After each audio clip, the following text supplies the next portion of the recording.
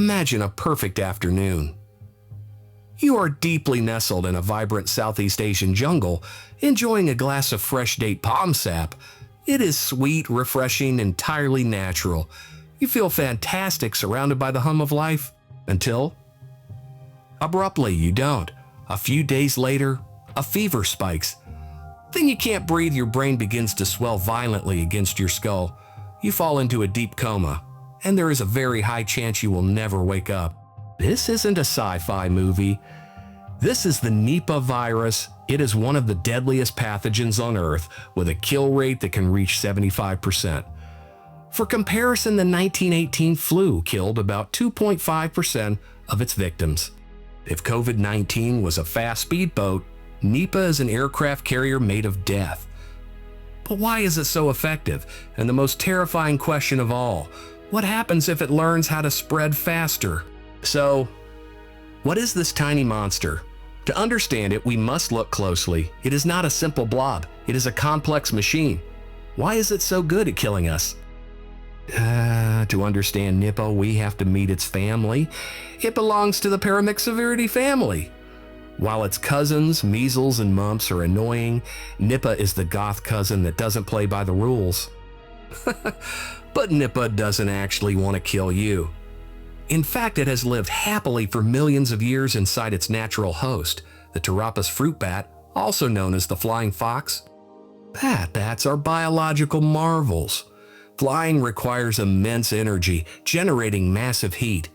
To survive, they evolved a superpowered immune system that keeps viruses in check without eliminating them.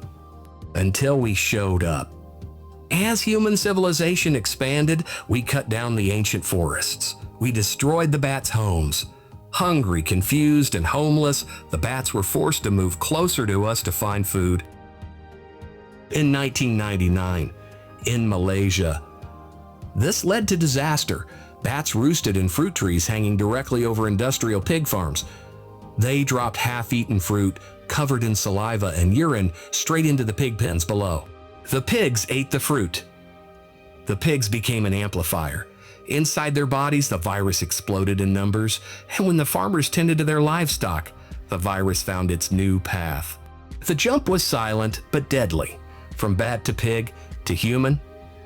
Once inside your body, Nipah creates a horror show. Most viruses act like a key looking for a specific lock on your cells. For COVID-19, that lock is the ACE2 receptor, but Nipah targets a protein called Ephrin B2. This is very bad news, because while some receptors are only found in your nose or lungs, Ephrin B2 is found in the lining of blood vessels and in your brain cells. Once inside, it does something particularly nasty. It creates syncytia. It forces your infected cells to fuse with healthy neighbor cells, creating massive zombie-like multinucleated blobs. As it spreads through your blood vessels, it eventually breaches the blood-brain barrier. This leads to encephalitis, inflammation of the brain. The symptoms are brutal. Fever, headache, vomiting, then dizziness and confusion.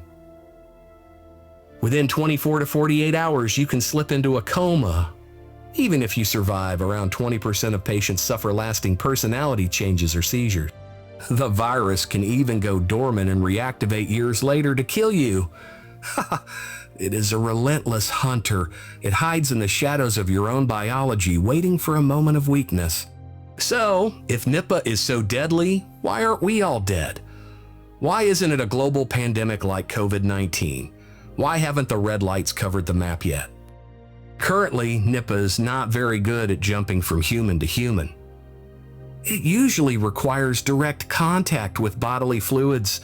It burns through victims so fast that they die before they can spread it.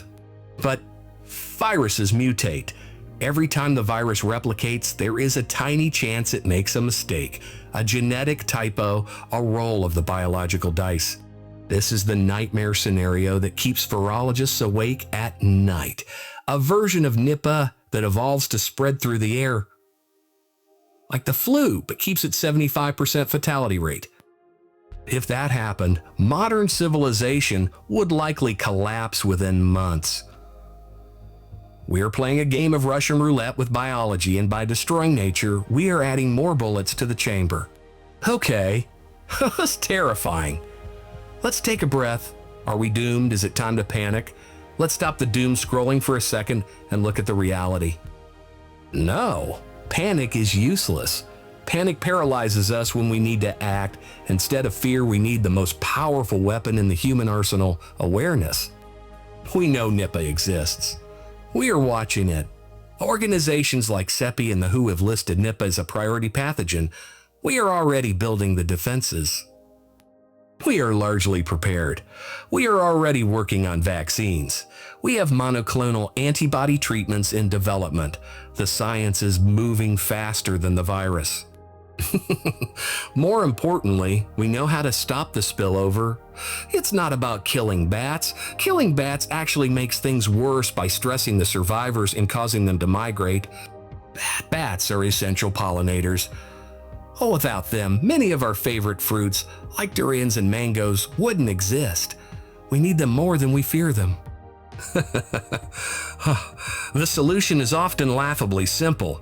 In Bangladesh, teaching farmers to put bamboo skirts over their sap collection pots stop bats from contaminating the drink. Simple barriers, respecting boundaries. It is about understanding that we cannot bulldoze our way through nature without consequences. This brings us to a realization. We are not separate from nature. We are part of it. Viruses are just biological machines doing what they are programmed to do. We live in a dangerous universe full of tiny things that can kill us, but we are the only species that can understand them, study them, and outsmart them. Intelligence is our evolutionary superpower. We have the tools to prevent the next pandemic right now. We just need the collective will to use them. It is not a matter of ability, it is a matter of choice. So respect the bats, wash your fruit, and maybe, just maybe, let's stop bulldozing the jungle. It's cheaper than the alternative. This video took hundreds of hours to research and animate. If you want to help us keep making videos about the stuff that might kill us, you can buy a poster from our shop. We have a new Deadly Pathogens poster collection. Hell, it looks great on your wall and reminds you that being alive is a statistical miracle. You can also get our limited edition plushy bat. He's soft, he's round, and he definitely doesn't carry any viruses. And a massive thank you to our patrons on Patreon. You are the bird army that keeps this channel alive. We literally couldn't do this without you.